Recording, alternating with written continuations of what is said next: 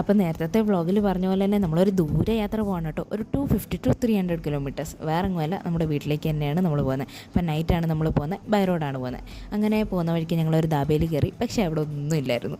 പിന്നെ ഞങ്ങളൊരു ചായയും കുറുക്കുറയും മേടിച്ചിട്ട് വിശപ്പടക്കാമെന്ന് വിചാരിച്ചു.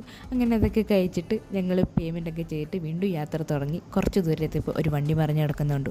അത് കണ്ടുകൊണ്ട് നിന്നപ്പോഴത്തേക്കും അപ്പുറത്തൊരു കടയും കണ്ടു. അപ്പോൾ ഓർത്ത് എന്തുകൊണ്ട് റിഫ്രഷ്മെൻ്റ് ആയിക്കൂടാ.